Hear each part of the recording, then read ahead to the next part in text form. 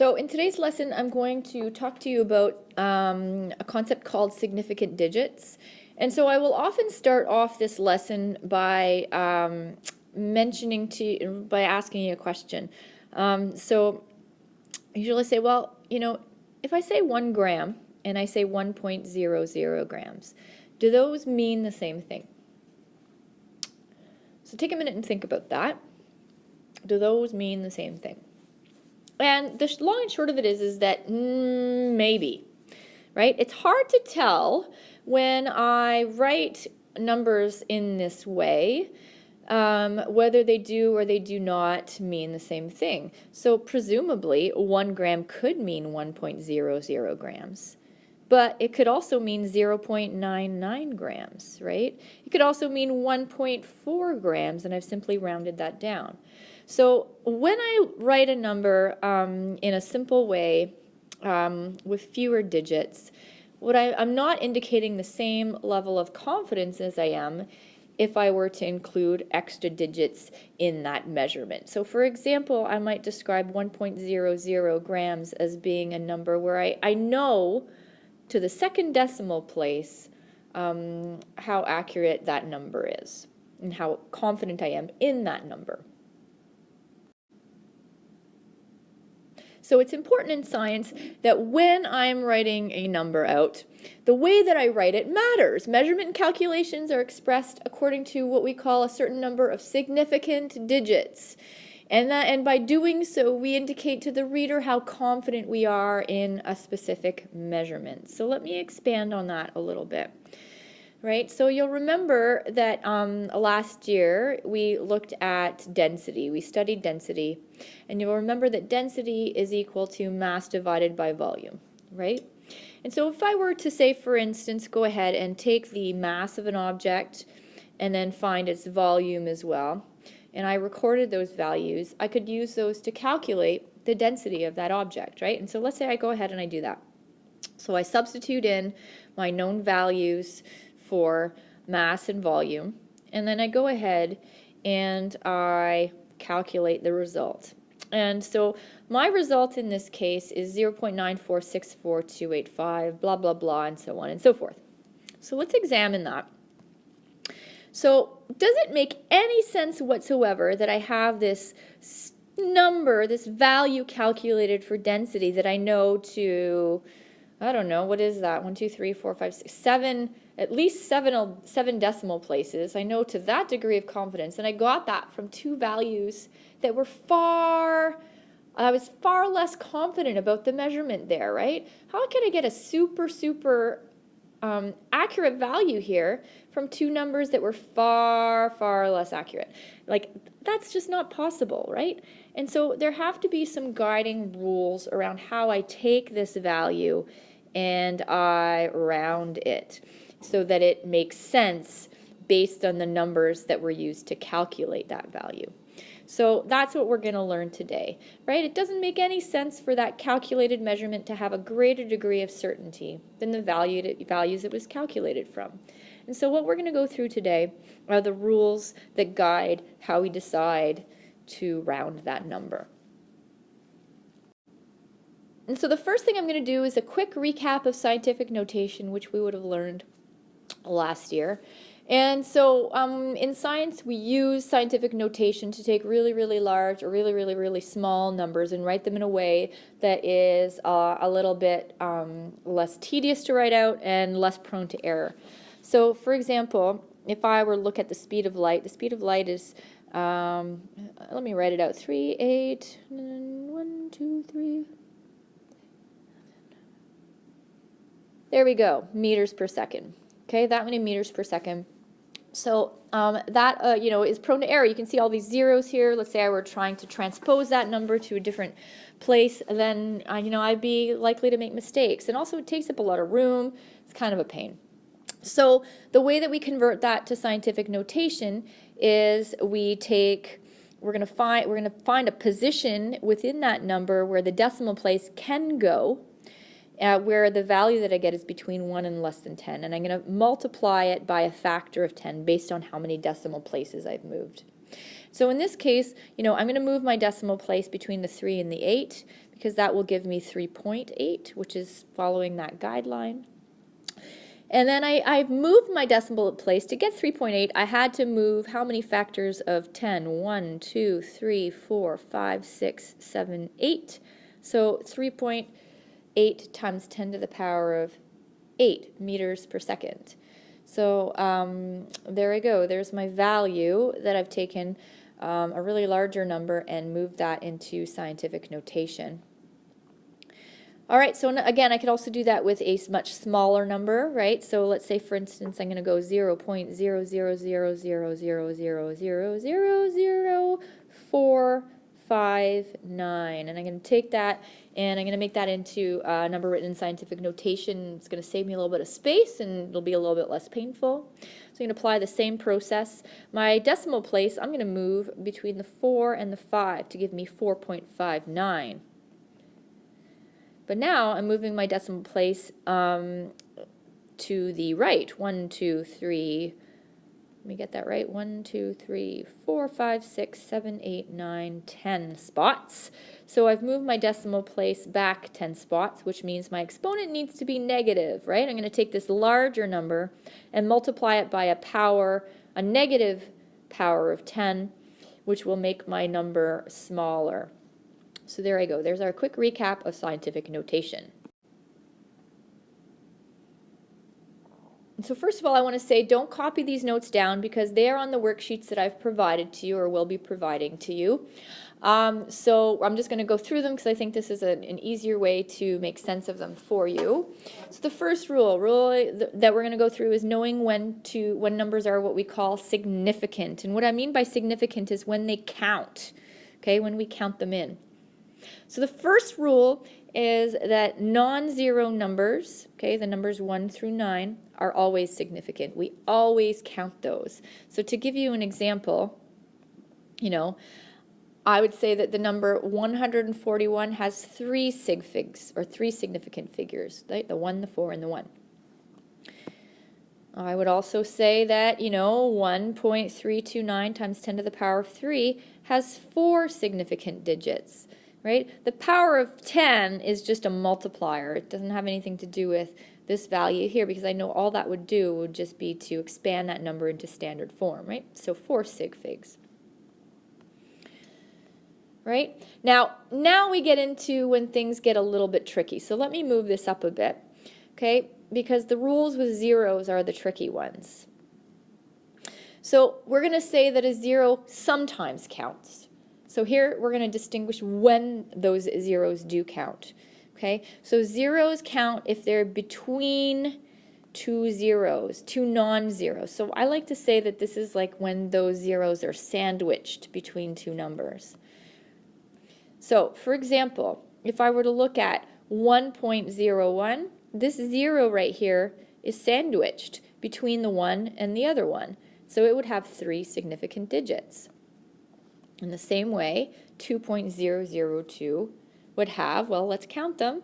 We've got these zeros that are sandwiched right here, right, between the 2 and the 2. So that means that those zeros count, and this value has 4 sig figs, right? In the same way, if I had 5,023, right, this 0 right here is sandwiched, and so this number in its entirety would have 4 significant figures. Okay, so sandwich zeros, that's point number 1. Okay, those zeros do count. Okay, also if I write a number in scientific notation, then those zeros do count. So for example, in this case right here, I can see that I have 1.0 times 10 to the power of 3, and so that value has 2 significant digits because that value is written in scientific notation. Okay, the next bit is, right, so let's look at this next example. Take a look at it and decide, well, how many significant digits would this particular number have? Well, all zeros in scientific notation count. So there we go, 4.50 has 3 significant digits. Hopefully you did okay with that.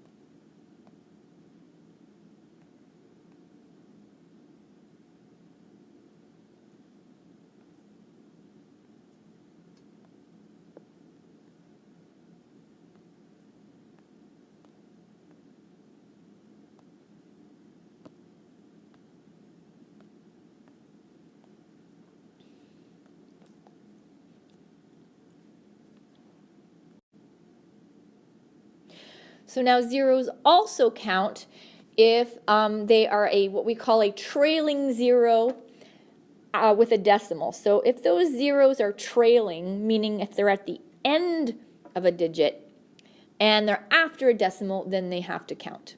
So for example, if I look at 4.0, right, I'm looking carefully at this 4.0. This 0 right here is after the decimal place, and so it's going to count. It is significant, and so we would say 4.0 has 2 significant figures.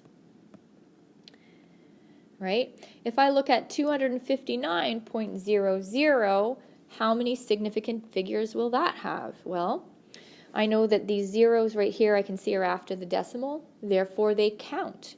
And so this number in its entirety, well, the 2, the 5, and the 9 count, and so do the zeros, so it has a total of 5 significant figures.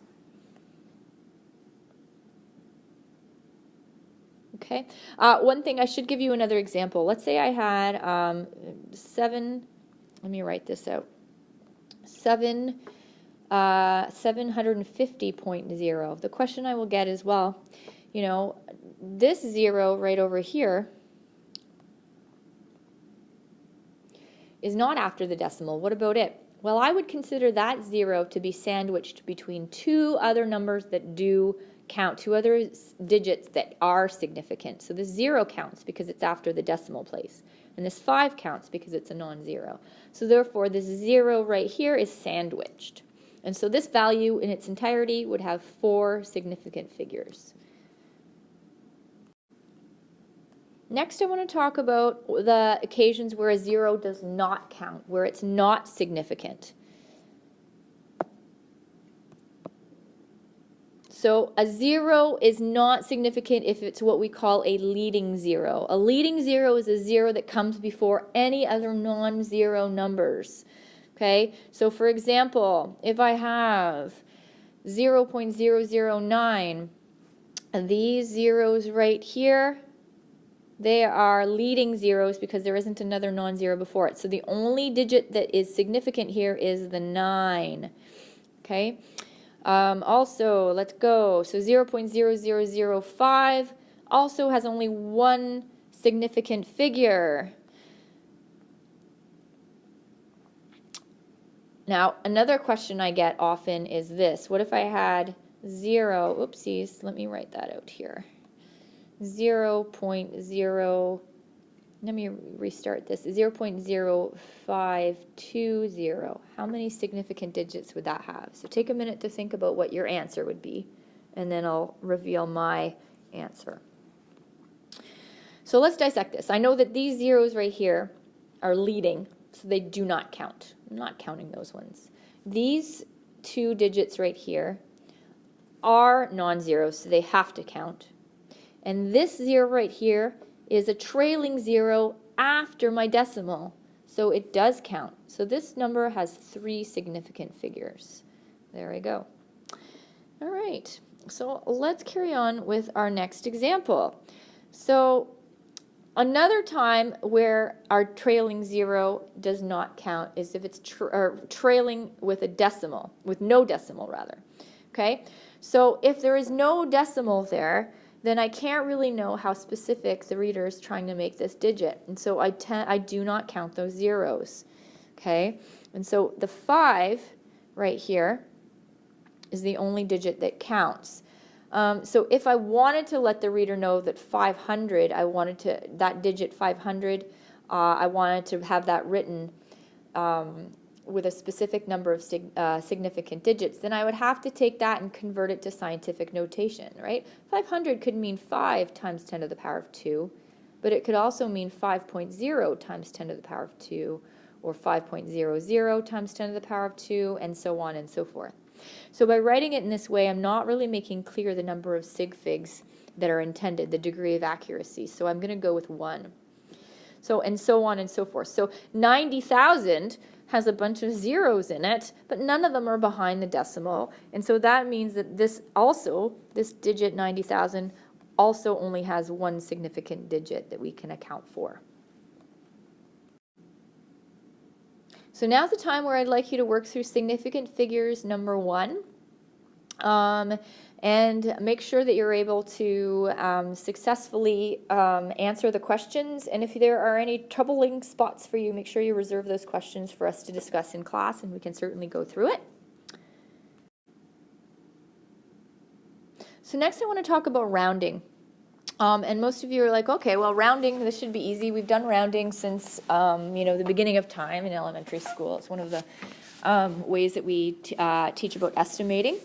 But rounding in science is a little bit more complex than what you may be accustomed to. So and most of what you've learned is pretty much bang on, but there are a couple of extra rules that I'm going to need to make sure that you understand.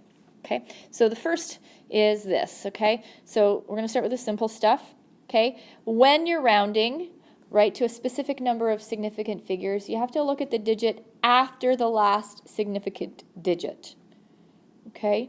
So for example, let's say, for instance, I had the value, I'm going to say 5.3258.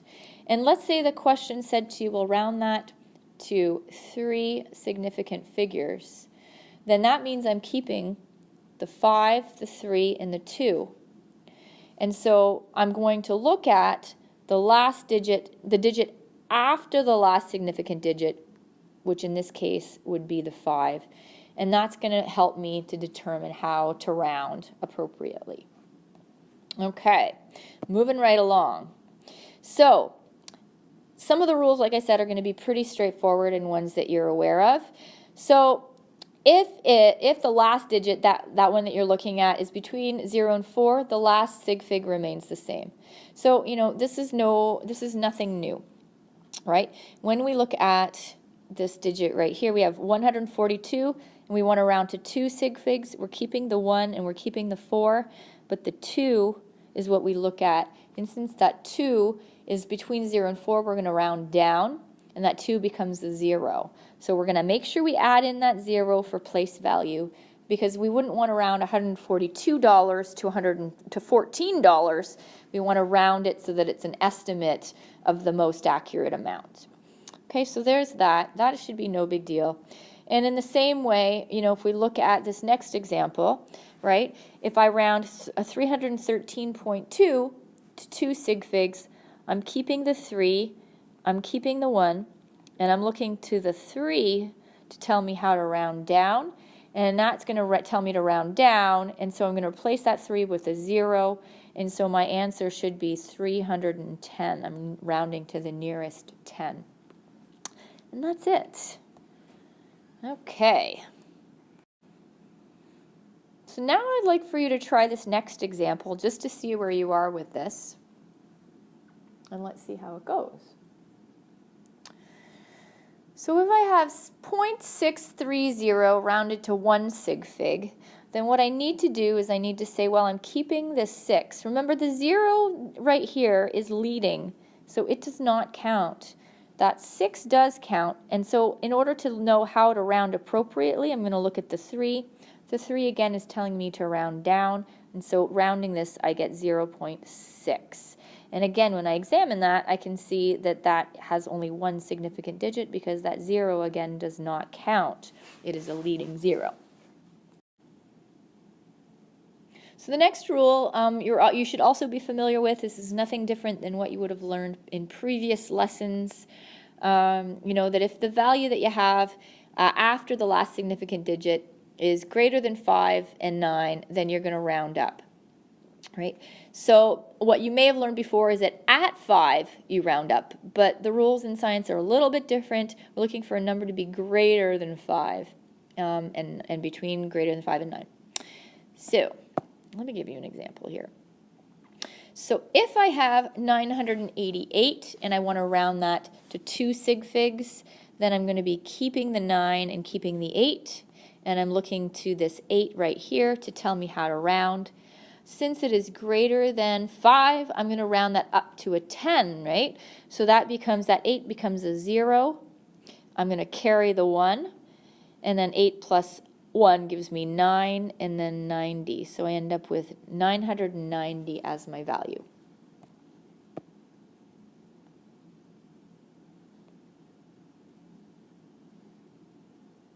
let me get rid of this here so it's not all messed up. And I'd like you to try the next question.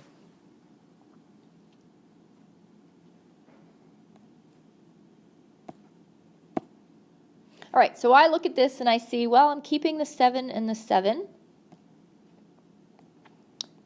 And I'm looking to the 9 to tell me how to round up. So if I look at that, then I'm going to say, well, the 9 becomes a 10, so I'm going to have a 0 there. I'm going to carry the extra 1. 7 plus 1 gives me 8, and then I have 8. But now here's the thing, right? If somebody owes me $7,793.1, whatever that means, right? I don't want to round that to $780. Remember, rounding helps you to estimate. So I need to be in the same sort of place value or range. So what have I forgotten to do here? Well, I've forgotten to add in an extra 0 for place value, right? Because again, an estimate, I'm rounding, but the magnitude, the size of that value should not be changing dramatically. Finally, the last rule for rounding, and this is the one that students find tricky, which is that at 5, there's a bit of a different rule. Okay, at 5, the last sig fig is rounded so that the number before is even. I should say the number before. So the example that I gave in class was if I have, oopsies, I'm going to use my blue pen, 21.5 and 22.5. Right, those numbers, and let's say I wanted both of them rounded to 2 sig figs, right? So that means in each case I'm keeping the first 2 digits and I'm looking to the next digit to tell me how to round. Well, that 5 makes it more complicated because I need to round in the direction that allows my new value to be, the last digit to be even, regardless. And so in the case of 21.5, that 1 is an odd number, so I need to round in the direction that makes it even, which means I'm rounding up in this case, so I get 22. In the case of 22.5, I'm looking at this 2. This 2 is already even, and so I'm going to round in the direction that keeps it even, which is to give me 22. Okay, so now having said that, I need to be aware that I'm talking about when it's exactly 5, and the reason we do that is because 5 is kind of smack in the middle. And so by having this odd even rule, we, statistically or probability-wise, we sort of make it that, half the time about overall, it's going to round up and half the time it's going to round down. And so that it seems a little bit more fair to our poor 5. However, if we have a number like, let's say, 22.51, I now know that the value after my significant digit is not just 5, it's larger than 5. So in a case like that, I would round that up to 23. Okay, so let's try this next example and see how you do. So if I have 975 and I want to round that to 2 significant figures, take a minute to figure out how it is that you're going to do that. All right, so when I look at this, I'm taking the 9 and the 7. And then the 5 tells me how to round.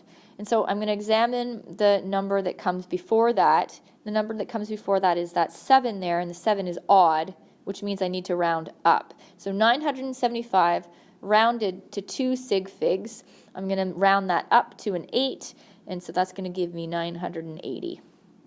Hopefully you did okay with that. So sometimes and very rarely I should say, we end up with a situation where it's not possible to round to a specific number of sig figs. So let me give you an example of where that might happen. So if I have 398 and I want to round that into 2 sig figs, then that means I'm keeping the 3 and the 9, and the 8 is telling me to round up. Well, let's see what happens when I go ahead and do that. So the 8 is going to round up to a 0. So I'm going to end up with a 0. And then I carry that 1 with the 9, and that 9 plus 1 gives me 10. So there's a 10 there, but I'm going to carry the 0 to the 3, and that's going to give me 400. Well, here's the problem. I wanted 2 sig figs. 400 only has 1 sig fig. So the way that I need to adjust this value and to represent it with 2 sig figs is that I go ahead and I write it in scientific notation. So in scientific notation, I would end up with 4 times 10 to the power of 2 But I know that in scientific notation, as soon as I take a number and put a decimal there, I can add in that extra 0. And now by virtue of doing that, I have 2 significant digits because my 0 is after the decimal, which means that it counts. Okay, let's look at a second example. So here I have 4,195.6, and I want to round that to 3 sig figs, which means I'm keeping the 4, the 1, and the 9. And this 5 is telling me how to round, but it's not just a plain old 5, it's 5.6, which means that it's larger than 5, in fact. So I'm going to round up. Okay, so doing that, the 5 is going to round, a 5.6 is going to round up to a 10. So I'm going to end up with a 0 there. I'm going to carry the 1. And then 9 plus 1 gives me another 10, so 0, and then I'm going to carry the 1. 1 plus 1 gives me 2, and I have 4,200. Well, 4,200 only has 2 sig figs because these zeros that I see right here and right here, they are trailing zeros, but they're not after a decimal, so they don't count. So I'm going to go ahead and I'm going to convert that to scientific notation, 4.2 times 10 to the power of 3. But the beauty of scientific notation is that I can make sure this number has an extra sig fig by adding in a 0 after the decimal. So now I have 1, 2, 3 significant digits in my answer. So important message here, when written in scientific notation, all numbers are significant. Okay, so we're on to the fourth of our 5 sig fig rules for this year, which is, we're getting to the point where this is how we actually use significant digits to tell us how to round our final calculated value in a calculation, to round that properly. And so here's the rule for if you have to add or subtract measurements. This is how you go about that. Okay, so it should make sense to you that when performing your calculations, your final answer should have a certain number of significant digits. But how to know how to round that? Well, when you're adding or subtracting, this is how you do that. Okay, so the first thing you do is you identify which number being added or subtracted has the fewest sig figs, and this is the important part, so I'm going to highlight it, after the decimal. Okay, and our final answer can't be any more precise than the value with the fewest significant digits in any of the numbers that we're adding or subtracted. Okay, so the final answer that we have, our final calculated value, must have the same number of sig figs after the decimal as the least accurate number used in the calculation. I'm going to go through some examples to make this a little bit more clear to you. All right, so let's say I have 1.4. Let me get rid of this here. Say I have 1.2 and 2.41. Right? Well, when I look at this, I'm actually going to column add this, I think, just because I feel all fancy. And I'm going to say, well, if I have 1.2 and 2.41, right? If I were to add these up, sort of just going column adding here, this is what I would end up with. But in so doing, I end up with my answer, right? This answer here, having a greater degree of accuracy than one of the numbers that was used to calculate it. And that does not make any sense. And so this is what I need to do. I need to say, well, I can see that this number right here has 1 value after the decimal, and this second value that I've used in my addition has 2 numbers after the decimal. So therefore, my answer can't have any more than 1 value after the decimal because that's the least accurate number used in calculating it. So that means I need to round my final answer to 1 decimal place. So I look at this 1 that comes after that, and the 1 tells me to round down, which means that my final rounded value has to be 3.6. And that's it. So let's try another example. So I would like for you to try this next example yourself, see how you do, and then come back in a second when you're ready for us to verify your answer.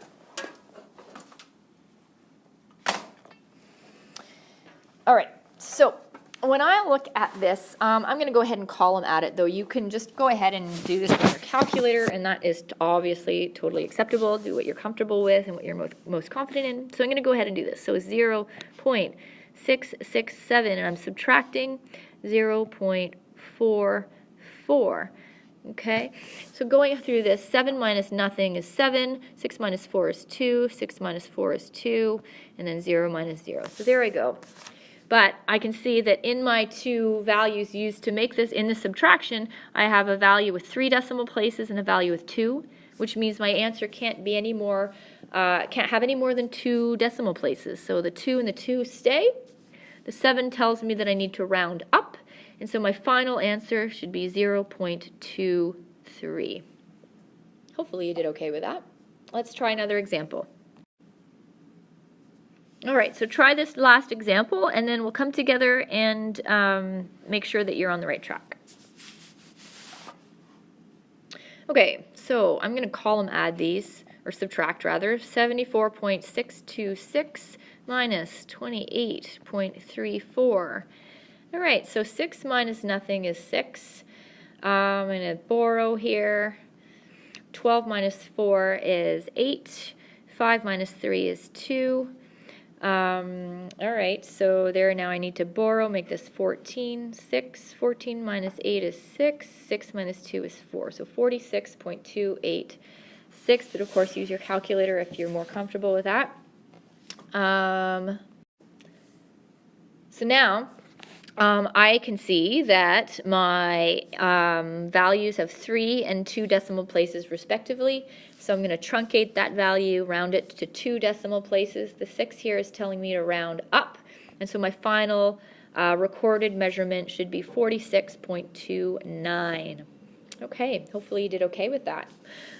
So that is our rule for adding and subtracting. There's a worksheet on this that I'd like you to work through before you move on to the next and final rule with significant digits. So our final rule relates to multiplying and dividing numbers, and so this is the one that actually comes up the most often because most of our formulas are going to involve multiplying and dividing numbers. And also students tend to confuse the rule here with that for adding and subtracting, so be careful. There is a slight distinction between the rules that we apply here. Okay, so here goes. Okay, so for multiplying and dividing, we're going to identify the number, which number being multiplied or divided has the fewest sig figs, not just after the decimal, but in total, okay? So the final answer can have no more sig figs than the number that has the fewest sig figs used to calculate that value. Okay, let's go through an example to make this more clear to you. So I'm going to look at this first example. So the first thing I'm going to do is I'm going to just get a raw calculated value by multiplying these two digits together. So 7.55 times 0.34. So my raw value that I get before any rounding is 2.567. But I can't represent it that way because this number has 4 sig figs, whereas neither of the numbers used to calculate it have 4 sig figs. Just doesn't make sense. So what I need to do now is I need to evaluate, well, how many sig figs are in each of the numbers used to calculate that value? Well, 7.55, those are all non-zeros, so they all count, and that has 3 sig figs. My 0.34, well, that 0, the 0 right here is a leading 0. It does not count. And so this number, only the 3 and the 4 count, which means that this number has 2 sig figs. So when I go ahead and I evaluate my final calculated number, when I want to round that, my final value cannot have any more than 2 significant figures. So I'm counting the 2 and the 5. And the 6 right here tells me how to round. I am going to round that value up. Okay, so my final recorded value should be 2.6. Right, so there I followed this rule. I said that my final answer can't have any more sig figs than the one with the least number of sig figs in of the numbers that were used to calculate it. Let's try a second example and see how you do. Okay, I'd like you to try this next example, and then when you're ready, we'll come back and take it up together. Okay, so I'm going to get a raw value for this division. So 2.4526 divided by 8.44 is giving me, barring any calculator errors or typing in errors, 0.29059217. Of course, that would be ridiculous for me to put in there like that. I'm just going to see, I'm going to look at my number of sig figs and each of the values used to calculate. So I can see here that I have 5 sig figs and 3 sig figs, right? So this is 5 and this is 3 sig figs. So that means I'm going to have to go with 3 sig figs. So this 0 right here does not count because it is a leading 0. So I'm going to go 290. And I'm going to look at the 5. But this 5 isn't actually just a flat 5. It's a larger than 5. And so I'm going to have to round up in this case, and that's going to give me 0.291. And that is my final rounded recorded measurement. Now here is our last example. I want you to give this a try. You may or may not remember how to input these numbers into your calculator. So I'm going to just remind you that the button that you want to look for is the one that either says EXP or EE. And both of those, what they do is they substitute for the 10 to the power of X button. And so what you do is you're going to type in the 3.7. You don't have to press times and you don't have to press 10. You just press EXP and then put in the exponent. So that's how you're going to go about doing that. So I'm going to go ahead and type out that answer, and you're going to make sure that you get the same raw answer as I do. Okay, so 3.7 EXP3 times 5.42 EXP6 and then equals. So my raw data, my raw value is 2.0054, and then a little 10 in the corner tells me that that means times 10 to the power of 10. And so now evaluating my sig figs, the 3.7 has 2 sig figs, and the 5.42 has 3 sig figs. So I'm going to have to go with 2 sig figs, because that's the least accurate value. So I'm going to keep the 2 and the 0. This 0 behind here tells me that I need to round down. And so my final recorded value should be 2.0 times 10 to the power of 10. Now, one final little note that I want you to, before you begin working on the final worksheet, which I will post to Google Classroom, is that your final answer should be in scientific notation if it is greater than 10 or less than 1. That is a rule that is typically used in physics in order to make sure that we're representing numbers in the simplest way possible. So make sure to jot down any questions that you have for me before we do a warm-up tomorrow, and we can make sure that you're clear on these ideas and give you adequate practice.